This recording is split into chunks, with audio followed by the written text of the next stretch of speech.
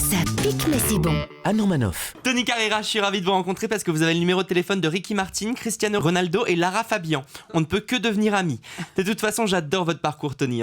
Comme le disait Chris, vous êtes un warrior. Rocky Balboa à côté, c'est rien du tout. On vous ferme la porte, vous rentrez par la fenêtre. Moi, pareil, à force, je suis devenu serrurier professionnel.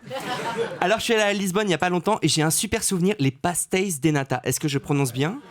C'est très bien. Pastéis de nata. Pastéis de nata. C'est Est-ce un que vous genre pouvez de flan. expliquer ? C'est un genre de flan plus liquide.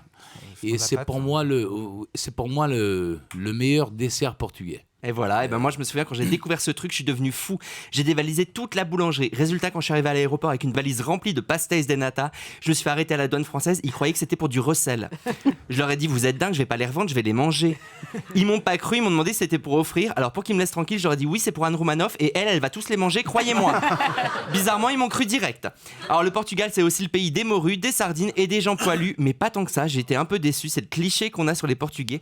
Moi, je m'attendais à trouver du poil au kilomètre, des morpions qui couraient tout seuls dans les rues.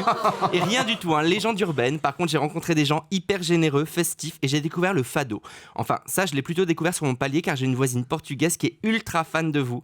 Quand je lui ai dit qu'on vous recevait, elle était en transe. Elle m'a fait toute votre biographie. Elle m'a dit, vous avez plein de points communs tous les deux. Quand il était jeune, il a bossé en charcuterie. Pardon, il était charcutièche.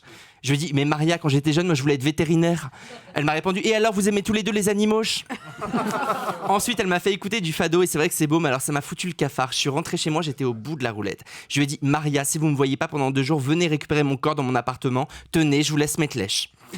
Là, elle m'a servi un verre de vino verde, elle m'a remonté le moral en parlant de la ville de Sintra où se trouve le château de la Belle au Bois dormant. Et elle m'a expliqué que pour elle, vous étiez un prince et qu'au Portugal, vous êtes une immense star. D'ailleurs, il paraît même que vous êtes rentré dans le Guinness Book des records en 2009 pour avoir obtenu les applaudissements les plus sonores. Alors, j'aimerais terminer cette chronique en demandant au public de faire un maximum de bruit pour vous, Tony Carreira. Europe 1, midi 30, Anne Romanoff.